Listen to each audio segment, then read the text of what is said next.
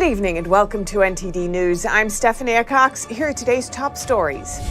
Allegations of racism and threats to democracy. That's how Democrats are responding to the expulsion of 2 Tennessee lawmakers. Swimmer Riley Gaines ambushed by transgender activists for speaking out about women's sports. And while Republicans advocate for wide-reaching bans on transgender athletes, the White House and the Supreme Court are pushing back. A new report accuses Supreme Court Justice Clarence Thomas of accepting numerous trips from a Republican mega-donor and not disclosing them. Now, Thomas is responding. Several documents of what appears to be secret information about the war in Ukraine have been leaked online. Find out what's in them and what U.S. officials say isn't accurate. And fighting between Israel and terrorist group Hamas threatened to spiral out of control after the Israeli military hit sites in Lebanon and Gaza.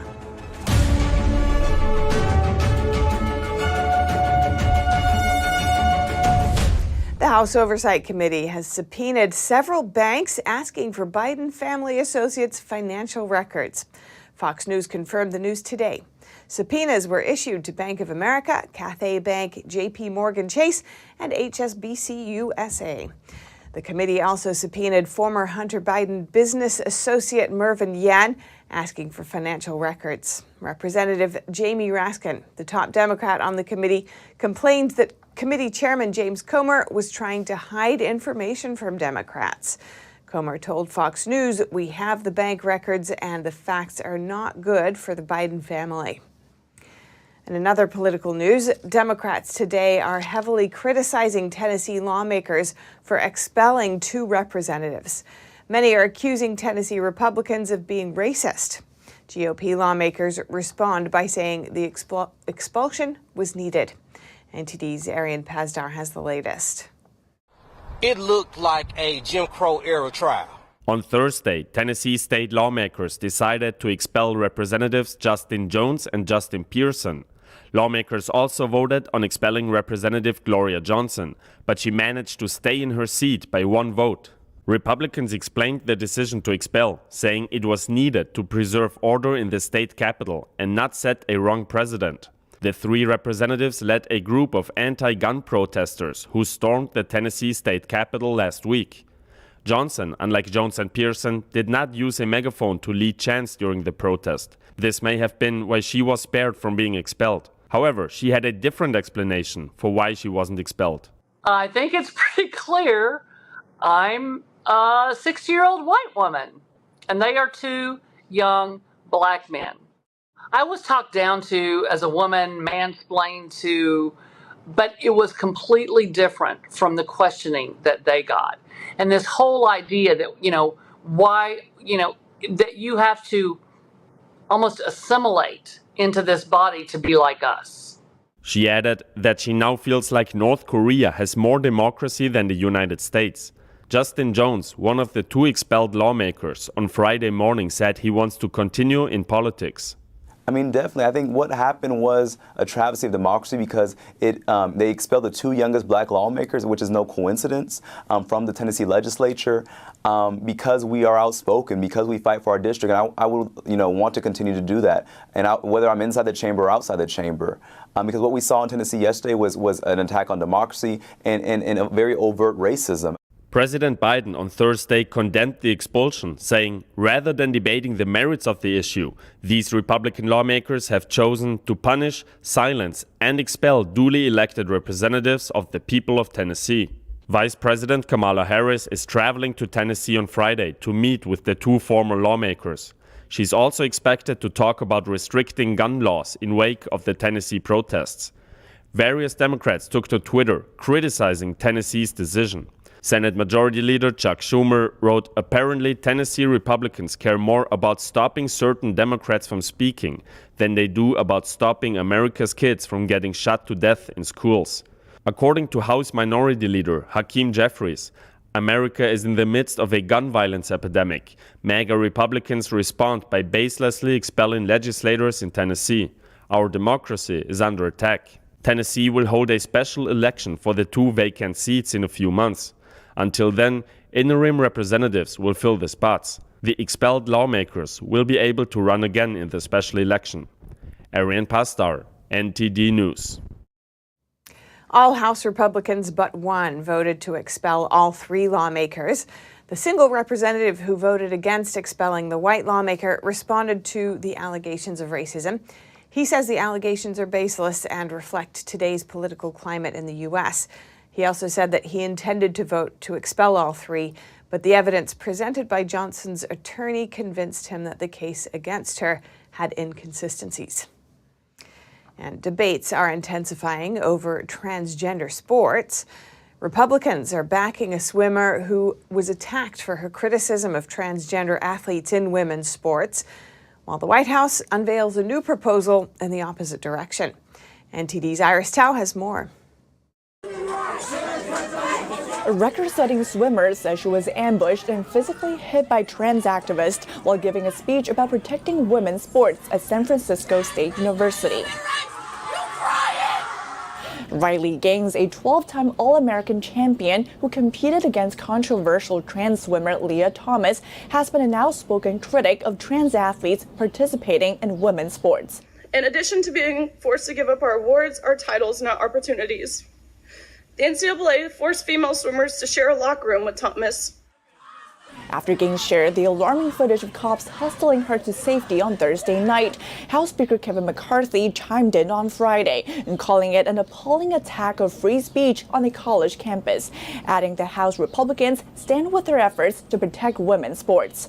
The latest incident comes as a slew of Republican-controlled states around the country are enacting legislation to ban or restrict trans athletes from taking part in school sports. But the White House is pushing back. This is a dangerous attack on the rights of parents to make the best healthcare decisions for their own kids.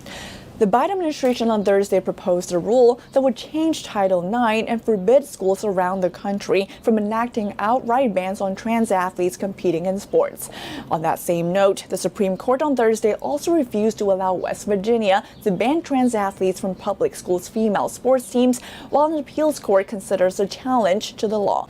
The GOP lawmakers say they won't back down. House Speaker Kevin McCarthy called the White House's latest proposal anti-women, adding the Republicans will not let administration dismantle Title IX.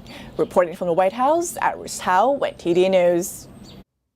And next we hear from a woman who survived Mao's Cultural Revolution in China, fled to America, and even ran for the U.S. Congress last year. Lily Tang Williams peers through the lens of history in her assessment of recent developments in the transgender and gun control movements. Let's see that now. Lily Tang Williams, welcome to our show. Thanks for coming on. Well, thank you for the invite. Now, you and other Chinese Americans have drawn parallels between pro-trans and other far-left activists and the Red Guard, brigades of militant students who helped purge Chinese society of those who opposed Mao's rule during the Cultural Revolution, which you lived through. Tell me more about the parallels that you see. Well, the hallmark of Mao's Cultural Revolution is to use identity politics and weaponize the youth who are idealistic and worship his regime, worship him as a god. So that he used almost semi-religious indoctrination and daily propaganda to get them to be weaponized and militarized, and even toward the end, that very violent to torture people who are not so-called red classes. And so I've been warning people about this kind of indoctrination in our schools and colleges, because young people, they're not taught history very well, so they don't recognize those tactics, and they also don't know that what is really truth. So we are very terrified to see that what is happening today in America. We've seen pro-trans activists recently accosting NCAA champion Riley Gaines after she spoke out for women's rights in sports. And it follows a similar event in New Zealand where a protester threw sauce on the speaker amid unruly protests. Do you see these marks of violence as connected to communist ideology? Well, they certainly use their tactics. Our young people in this country don't know what they're doing, and they don't think, and they are the one who are fascists and who are silencing other people. They think they're right because they are brainwashed to believe their cause is #1 priority. They got to do this, thing right and be part of this so-called transgender movement. But the thing is, though, if they study history, then they will know Mao actually used young people, even use young girls, and want them to actually dress like boys, like soldiers, and to join the revolution, destroy 4 cultures. And he's trying to create a genderless societies, erase girls and women and the gender differences, and get them all to be loyal to the revolution. And so I feel so sorry to see those young people are being used and naive, idealistic, and now getting involved in this kind of movement, almost use mob tactics, which can lead to the violence and the injury and death of people against the opposition. So it's not like about America. We don't have to agree with each other. We can have discussion and conversations. No, you must be shut up if you don't agree with us. So there's no free speech on college campuses. If you don't agree with them, you don't kowtow to them, and they're gonna come to shut down your speech event, and they will, even damage you personally in terms of physical health. It's very sad to see this happening. And turning to gun control now, you've been alerting people to precedents in history where gun control preceded state-enforced atrocities.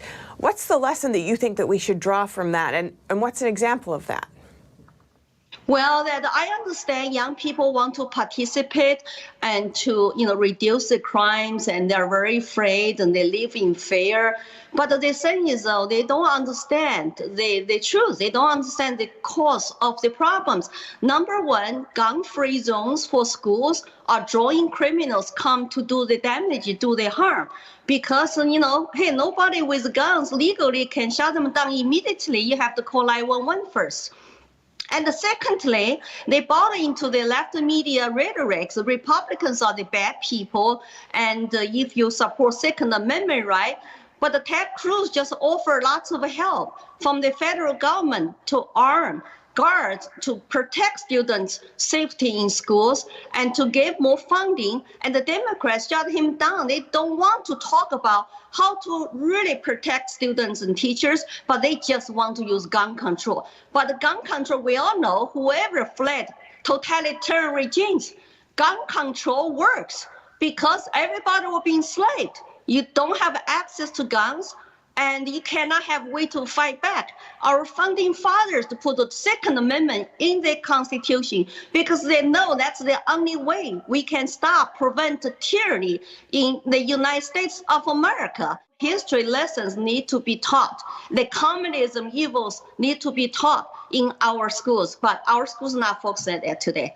They are focused on Marxism, socialism, transgenderism, identity politics. America is a systemic racist country, capitalism bad. It's very terrifying for me to say that. Did the communists follow me come to America, or they're all over the Western countries? Maybe we don't call them communists because people don't recognize they are actually using the communist tactics to divide people to do the revolutions. So it takes us immigrants who see the writings on the wall to come out publicly and loudly to educate the public, to warn people we don't want to go down that path. Thank you so much, Lily Tang Williams, former New Hampshire congressional candidate and a survivor of Mao's Cultural Revolution. Really appreciate it. Thank you for having me. And more on China's communist regime, which is retaliating against American organizations for continuing their ties with Taiwan. A bipartisan delegation currently visiting the island makes clear the U.S. intends to keep supporting democracy in Taiwan. Today, a Republican and a Democratic representative spoke on the issue. Today we were with the legislature here in Taiwan. It was really an honor to be able to witness part of the session, and it was not just a bipartisan group of lawmakers. It's a quadripartisan group of lawmakers. And so anytime we can do what we can do to lift democracy, that's really our mission here. And that is the truth. We need a robust exchange of ideas. That is what democracy is about.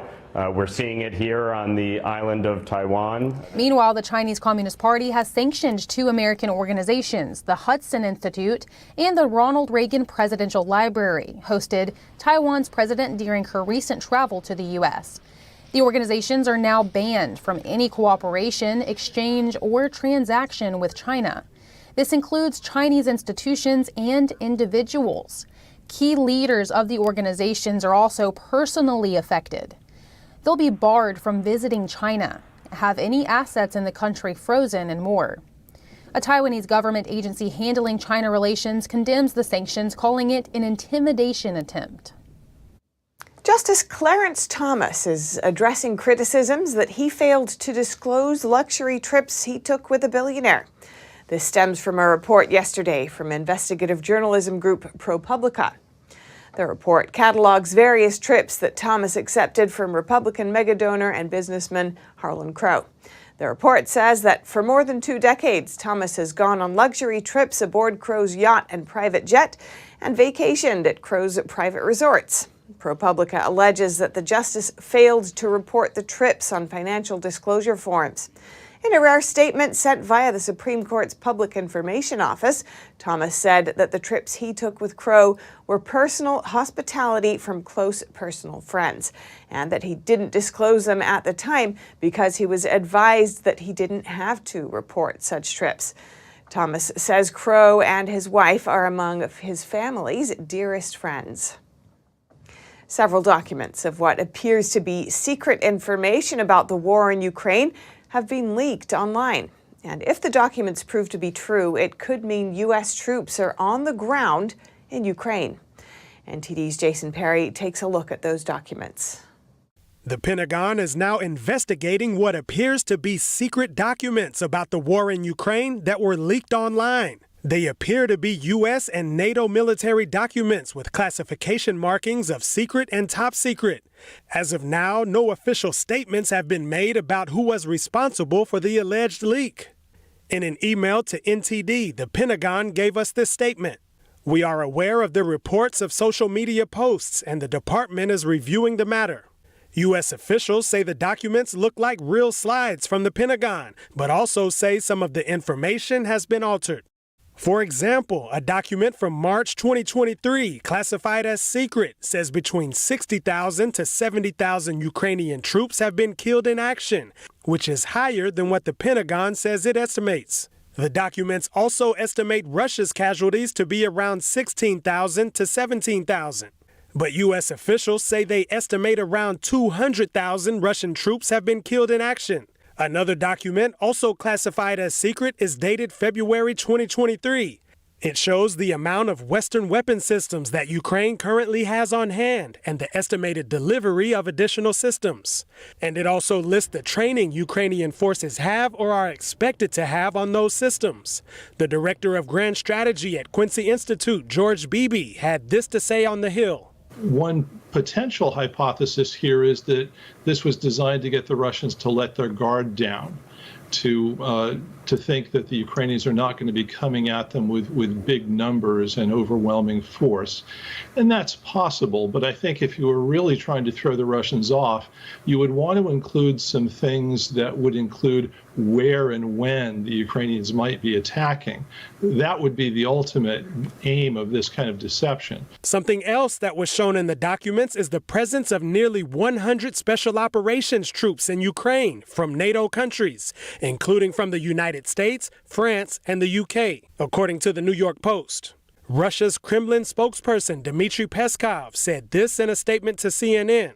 We don't have the slightest doubt about the direct and indirect involvement of the United States and NATO in the conflict between Russia and Ukraine. Well, of course, it makes the whole story more complicated, but it can't influence the final outcome of the special operation. Jason Perry, NTD News. And in Israel, concerns of a broadening conflict. Israel's military hit sites in Lebanon and Gaza this morning in retaliation for rocket attacks it blames on terrorist group Hamas. In the West Bank, 2 women were killed and 1 was severely injured when their car came under fire and crashed.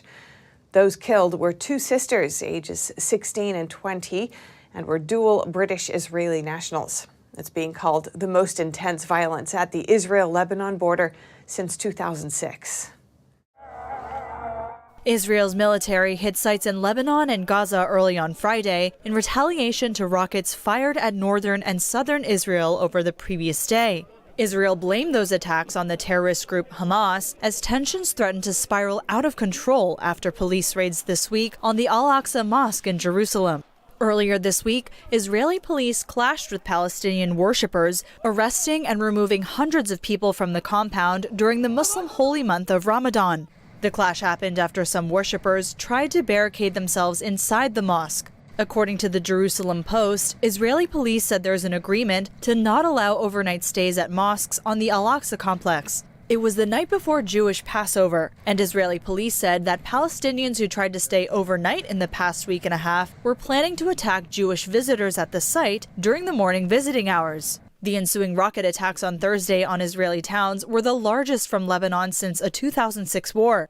Israel's military responded with airstrikes early on Friday. In Lebanon, residents like Abu Hussein said he felt the airstrikes in the early hours, and the strike appeared to have left a large crater in the farmland.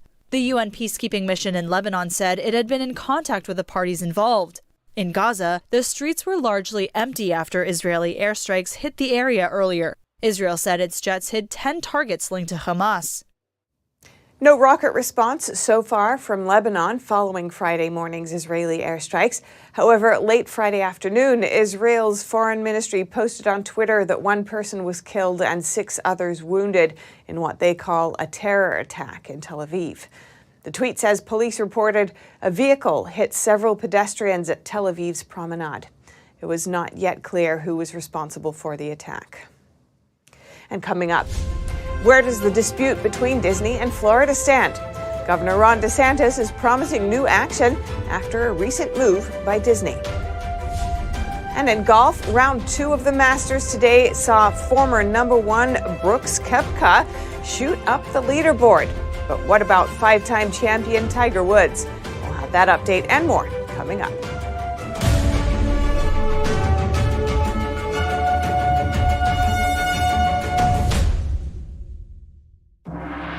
Shenyun brings 5,000 years of culture to the world stage. I'm incredibly inspired after coming tonight. The dancers, the musicians, singers, everybody involved. It's amazing. It's just a pure joy to watch. And I'm walking away from this very impressed, and I'll see this again. If I could tell my friends anything, is to come. We'll come back. Get yourself a ticket. Don't miss it. Go and see it for sure. Coming to Lincoln Center, April 6th to the 16th. Shenyun.com. Henry Repeating Arms manufactures a line of classic American-made rifles and shotguns. With over 200 models to choose from and a wide variety of finishes and calibers, there's a Henry that's right for you. Every purchase is backed by our lifetime warranty and award-winning customer service. We invite you to order a copy of our free catalog and decals. Simply call the number on your screen or visit henryusa.com. That's henryusa.com.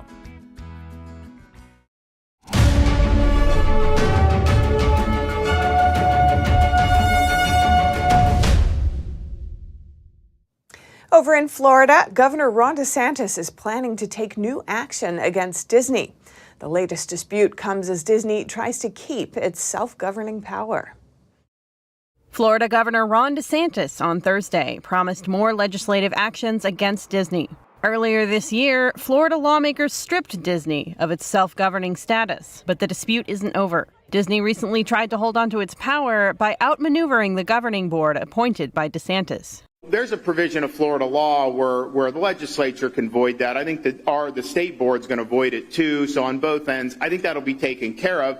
But what the speaker said and what I've said is now that this has been reopened, all options are on the table. The new board members appointed by DeSantis said Disney-controlled predecessors passed a series of agreements that stripped the new board of its power. Disney's latest move stunned the DeSantis administration. The Florida governor addressed the dispute in a Q&A session Friday. In the ensuing weeks, you're going to see a lot of very, very strong action that's going to basically validate what we said. But there will be additional legislative action taken in Tallahassee that will nullify what they tried to do at the 11th hour. The Florida governor has hired lawyers to examine the legality of the agreements and called on Florida's chief inspector general to conduct an investigation. DeSantis said he's also considering imposing new hotel taxes and tolls on Disney World. Reporting by Allison Lee, NTD News. And now to sports news. Here's NTD's Dave Martin with today's top stories.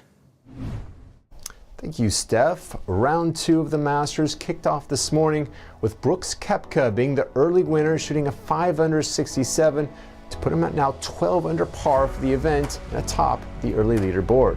Koepka got a birdie on the second hole and an eagle on 8 before mixing in 2 more birdies on the back 9 while avoiding any bogeys. The 32-year-old has won 4 majors before, none at the Masters, yet is perhaps best known for being one of the highest profile players to compete in the rival LIV Golf League. Now, even though some players have left the PGA Tour for LIV, the Masters, like the other 3 majors in golf, operate independent of the PGA Tour. They have their own rules for qualification, and that includes any past champions or anyone who's won a major in the previous 5 years.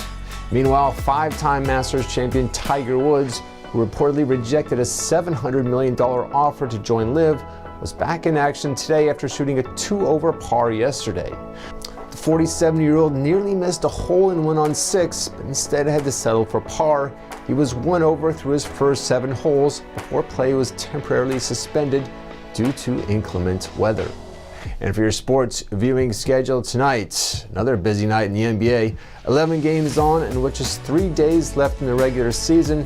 A number of these have major playoff implications, including the Suns-Lakers matchup in LA. Phoenix has now won 7 straight to jump to the 4th spot in the West, while LA is 7th, but among a cluster of teams jockeying for position. And finally, in baseball, 6 games on tonight, featuring a Dodgers-Diamondbacks clash with old rivals Clayton Kershaw and Madison Bumgarner on the mound. This is the 13th time these 2 starters have squared off against each other, with their teams having split the first 12 games dating back more than a decade. And that's it for your sports news today. Steph, over to you. Thanks, Dave. And breaking news from the Masters Golf Tournament. As a couple of large trees have fallen due to high winds, the play has been suspended for now for the 2nd time today.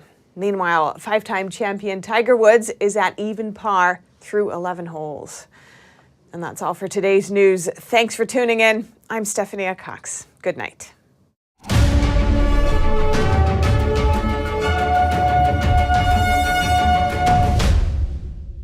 Thanks for watching us on YouTube. Did you know YouTube only keeps selective videos on its platform? So if you want to make sure you get the full picture, just subscribe to our newsletter. Go to newsletter.ntd.com and sign up. It's free.